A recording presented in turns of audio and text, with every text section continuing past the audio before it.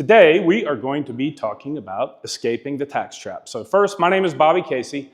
I'm an international tax lawyer. I've been doing this, well, unofficially since 2001, officially since 2009. I started in 2001 doing like some one-on-one consulting with a mentor of mine. And then in 2009, I formalized it into a business. So I've been doing this for a long time. I got thousands of clients all over the world.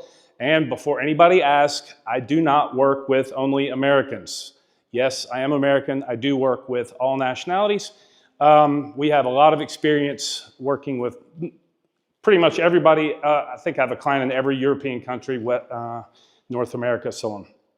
So I have 3 companies, Global Wealth Protection. We do the tax consulting and that sort of thing. BusinessAnywhere, we do U.S. company formation and pretty much everything for startups. And then I have an offshore trust company in the Caribbean. We do trust, offshore companies, stuff like that.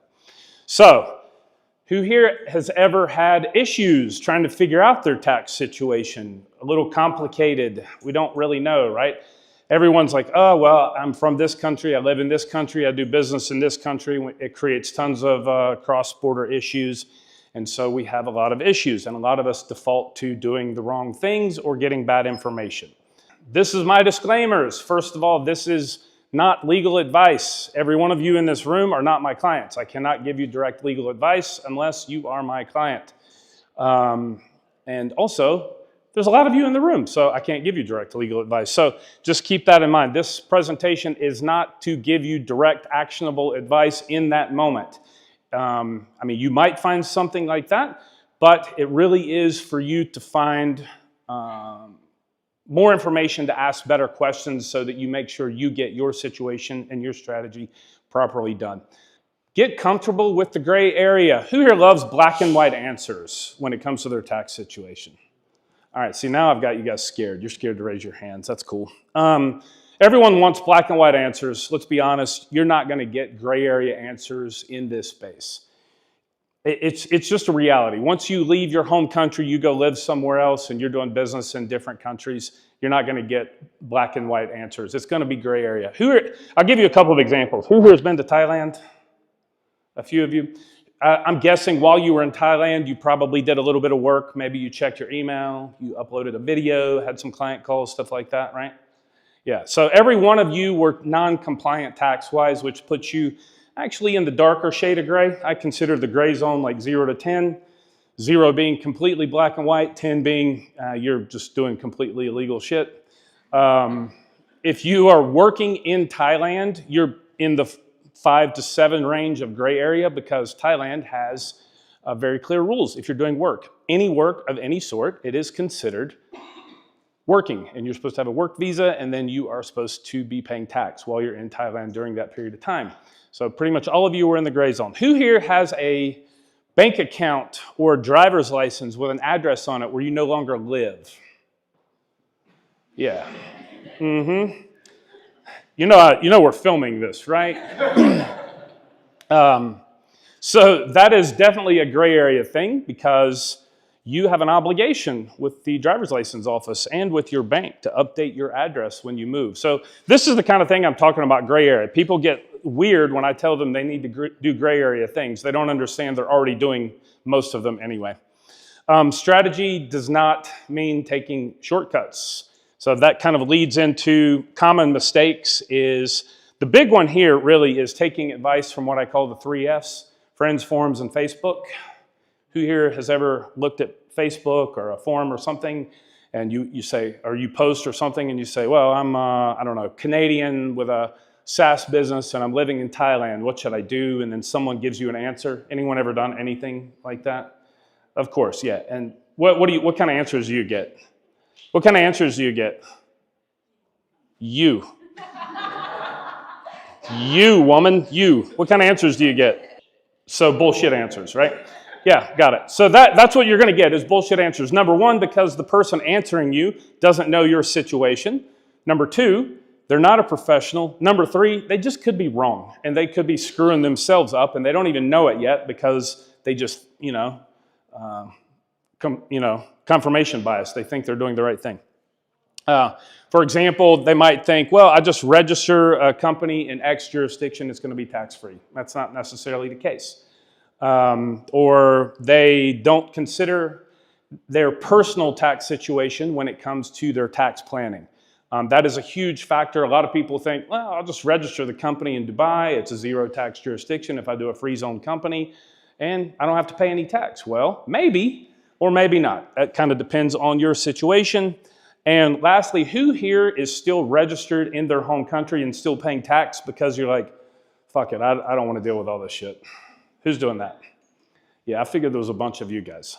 I mean, I've talked to a bunch of you guys, and I mean, maybe it's the right thing for you depending on your income level, or maybe it's not. Most likely it's not, if you're earning enough income to, be paying a reasonable amount of tax, because for the vast majority of you, it's pretty easy for you to exit your home tax system. Now, there are other countries that have some nuances where it takes some additional steps, but the vast majority of you can do that. So that leads me to, can you have no tax residency? Anybody ever heard or read or heard from the 3 Fs that you have to have tax residency somewhere? Anyone? Everyone's scared to raise their hand again? All right. Yeah, so that is patently false. For most people, it's patently false. You do not have to have tax residency. Now, it's nuanced. It requires compromises. It's a personal choice. It's a lifestyle choice. And some of you, it may not be a viable solution. For example, let's say you live in Spain and you want to do real estate investment in Spain, to get mortgages, you're going to have a legal source of income, or traditional banks are not going to approve your mortgages. In that scenario, you're probably going to want to be tax resident in Spain or somewhere so you can verify the income for that purpose. But for the vast majority of nomads who are moving around, either fast nomads or slow nomads, it is quite easy to be non-tax resident anywhere. You do need to consider where you spend time, physical presence. You need to make sure you don't, by default, become a tax resident in one of those countries. You need to consider for your business, permanent establishment and economic substance of that business. Anybody ever heard those terms? Permanent establishment, economic substance? Yeah, they're more or less the same thing. Basically, it means where you work. So if you're like a solopreneur, it's where your butt is physically parked when you do your work. That would be your permanent establishment or your economic substance. If you have a team, and let's say you've got a whole team, I don't know, developers in Ukraine, and you've got a manager in Ukraine, that's probably where you're going to have economic substance and permanent establishment. But there's a concept called mind and management. Anybody heard of mind and management? Yeah, mind and management is basically where the management of the business operates. So there's a big mistake, a very common mistake nomads make. I've seen this one quite a lot. For very particular common mistake is people with residency in Portugal that have a company in Malta, because they think having the company in Malta allows them to not pay anything in Portugal, and then maybe they take advantage of NHR with the dividends, tax-free dividends. The problem is with that is you have EU company establishment rules that say if you have mind and management in Portugal, meaning your butt sitting in the seat in Portugal, you have mind and management, which means that company actually needs to pay tax in Portugal as a Portuguese company. And so I know a lot of people, maybe some of you even in the room, but I know a lot of people are getting away with it, but it doesn't mean it is a correct strategy. So, I won't go over CFC and control rules. Just quickly, CFC means controlled foreign company or controlled foreign corporation. That is, if you are a tax resident in a particular country and you own a company in another jurisdiction outside of that country, if you meet their determinants for control, then the profits of that company could be taxed in the country where you have residency or tax residency. So what actually matters when it comes to registering your company? There are a million factors. By the way, I just want to apologize. I got to talk really fast because this is a lot of information to throw out in a 25-minute window. And I've got this nasty red clock here, like yelling at me, like, move faster. So I don't normally talk this fast. Like, this is like an hour-and-a-half presentation in 25 minutes. So what actually matters is a lot of different variables. People, like many of you maybe even have come up to me just walking around in town or at lunch or something, say, where should I register my company? That's an impossible question to answer without knowing a whole variety of information, like citizenship. What is your nationality? For example, if you are Finnish and you are living in Finland and you want to exit the Finnish tax system, Finland has a 4-year tax rule that says you are going to be a tax resident for 4 years unless you go get tax residency in another country during that 4-year window. So if you're Finnish and you're just like, I'm going to leave and not pay tax anymore, you might be in for a really nasty surprise if you go back 5 or 10 years later, because they're going to want to know where you paid tax for those 4 years. So there's steps you have to take depending on your citizenship. Australians have a little bit of a similar situation because the ATO doesn't really like to let you go. ATO is Australian Tax Office. They don't like to let you go. Any Australians in here? Yep. Yeah. ATO really likes you guys. They really, really like you guys. They really like your money. So they don't really like to let you go. So there's a lot of steps you have to take to give it up. And then you've got others like Germans who basically just deregister their address and fuck off into Wonderland and they don't have to pay tax anymore. So we're not so lucky. But any Germans in here? Did you have any idea it was so ridiculously easy to not pay tax in Germany? It really is. To be honest, I'm envious. I'm quite envious. Canadians? Any Canadians? None. This is weird. All right. So other things that matter, residency status. So I grouped this together, tax residency and physical residency. They are not the same thing. A lot of people use them interchangeably. They are not even managed by the same departments in that government. Physical residency is managed by the immigration or migration office. You have a clear set of requirements it takes for you to become a resident or get a residency visa in that particular country. However, the tax office manages the concept of tax residency and they don't always overlap. So for example, Portugal is a good example here. If you get a golden visa in Portugal, meaning you go buy property meeting their minimum threshold requirements, you only have a 60-day minimum stay required in the country. That does not by default make you a tax resident. Now you could, if you did other things, to become a tax resident, but that particular residence permit does not by default make you a tax resident. Whereas if you go get a D7 visa, it does have a minimum stay requirement of more than half the year, which by default makes you a tax resident. So it depends on the visa status itself, and there is some overlap between physical residency and tax residency. I do recommend everyone, even if you're not gonna have tax residency anywhere, to get tax residency. I recommend you getting physical residency at a minimum. It just makes your life easier to have like a residence card and some addresses and stuff like that, just to make your life easier. And like I said, in certain circumstances, if you do need it, then pick tax residency in a attractive jurisdiction that doesn't tax you. Like I wouldn't pick Denmark for your tax residency, for example. Not ideal. Family and legal ties is another big one. Especially the family stuff. So for example, I had a client, a Canadian guy, a couple of years ago, and he made a lot of money with a coaching business, a fitness coaching business. He was 7-figure net income, and he had a house in Mexico, and he wanted to give up his tax residency because he actually was spending most of his time in Mexico.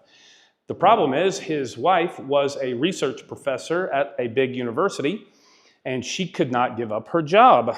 And in Canada, you have to leave, you have to drag your kids and your spouse with you to give up your tax residency. So, funny thing, they just got divorced. No shit, they just got divorced. Now, they're still together, but they literally got divorced, and it saved him about $500,000 a year in tax. So, not a bad deal. Client location makes a big difference where your clients are actually physically located. So for example, it's not that common anymore because there's a lot of problems with them, but like Hong Kong companies, for example, I've had clients over the years that have said, I want to register a Hong Kong company for my Amazon FBA business in the US. Well, that is not a good solution because if you have a Hong Kong company, you're going to have Hong Kong banking, And the banks really like it if you do business in Asia. They don't like it if all of your income comes from an Amazon account in the US. So you've got to consider where your clients are actually located. Substance and control, I mentioned that a little bit before, where you actually physically do your work. Banking access is a big one. How do you get paid? What currency do you get paid in? What kind of banking services do you actually need? And I'll get into that when it comes to company structure and jurisdiction in a minute. And then payments, how do you actually get paid? Who here is using Stripe or PayPal for payments? Yeah, so you've got to consider how you actually get paid, because what's the most important thing when you run a business? Yeah, getting paid, right?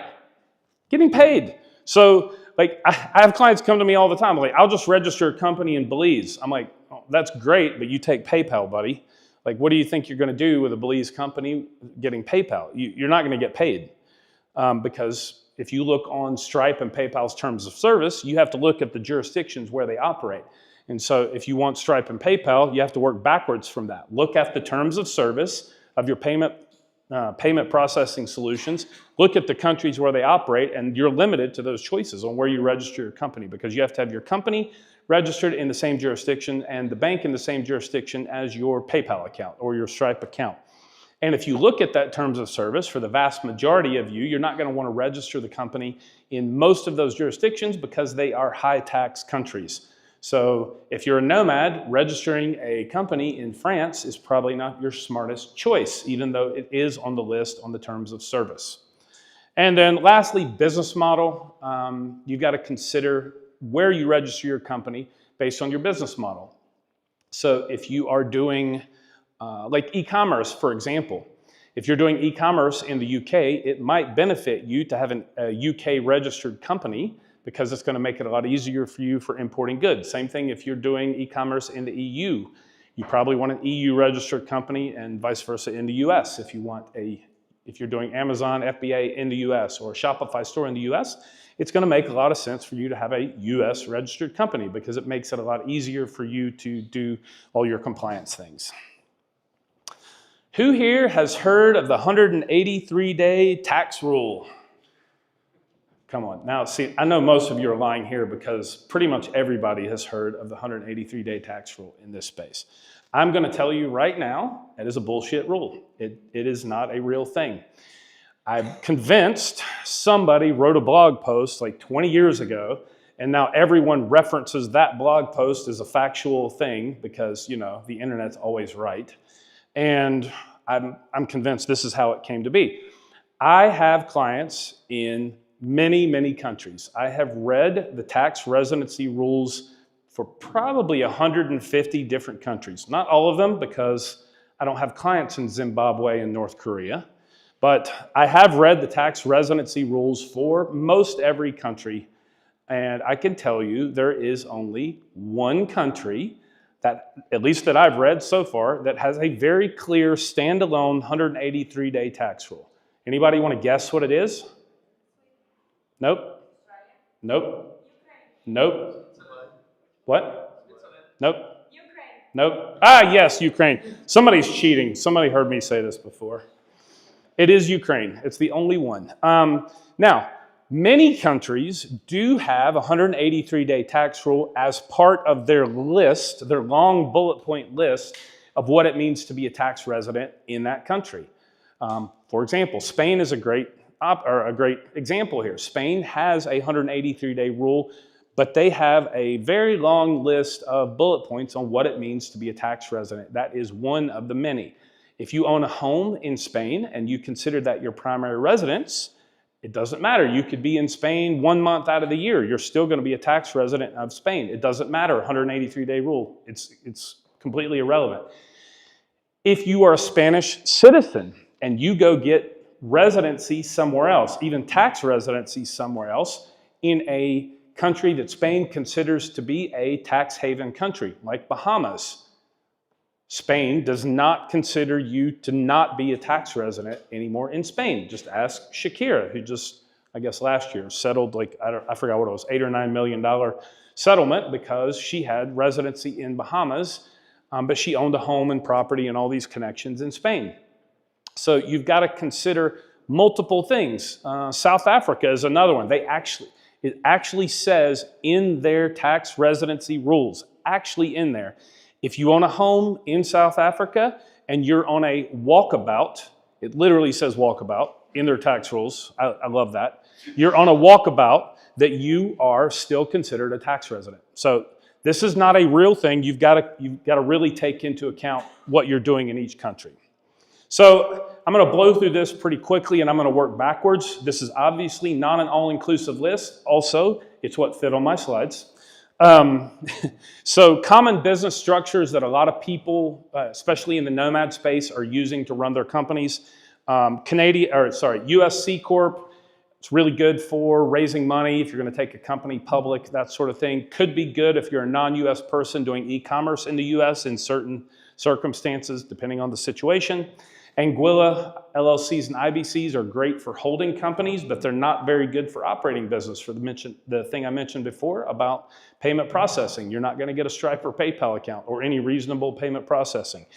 I put Panama on here because it's common. I'm going to recommend stay away. You're going to have all kinds of banking problems with it. I had a client earlier this year, who had a Panamanian company, got a big client in the U.S., and the client in the U.S. couldn't pay him because their banks refused to send money to Panama. So he had to create a whole new company structure. I personally have had issues with Panama as well. Dubai free zone companies, everyone thinks, oh, zero tax, let's do it. Well, if you don't have permanent establishment in Dubai, it doesn't help you a whole lot. Yes, you don't pay any tax in Dubai, but if you have tax residency somewhere else, then your permanent establishment is considered in that country. So the only way you would be getting away with it is if you just don't tell the country where you're a tax resident, which is on the higher shade of the grayscale. Let's just put it like that. But it works really well if you're doing business in Middle East or in Africa or in parts of Asia. A Dubai free zone company is a good solution there. Estonian OUs. I'm apologizing in advance. I'm going to shit all over your company, but Estonian OUs are generally a terrible option for the vast majority of digital nomads. I know Estonia did an amazing marketing job with their e-residency, but it's not really a great solution for the vast majority of you. It works exceptionally well if you're doing e-commerce in the European Union, because it makes it easier for you to import goods and get VAT registered, that sort of thing. And it works if you have an office in Estonia. Otherwise, you're creating more problems for yourself than is necessary, and there are much better solutions. Yes, it works, but there are much better, easier, and cheaper solutions than dealing with an Estonian company and all the compliance issues that go with it. Oh, sorry. UK limited company, good for accessing the UK market, good for prestige, good for payment processing. The vast majority of you are probably going to find a US LLC to be your ideal solution, because in the US, if you do not have Nexus, which is a physical connection to the US, or ECI, which is effectively connected income to the US, basically, if you don't have an office or employees there and you're not actually physically working there, then you're not going to have a tax obligation in the US at all, and you only have to file an informational return one time a year by April 15th, and it's a 3-page form. So the vast majority of you, a US LLC is going to be the ideal solution. Also, banking and payment processing is good. And then takeaways, let's focus on your personal situation first. Let's consider economic substance of where your business is located, and let's make sure we get you legally set up so that you don't have to look over your shoulder worrying about if the tax office is going to give you a nasty letter. So last thing is my contact information if anybody wants to reach out. So with that, I am finito.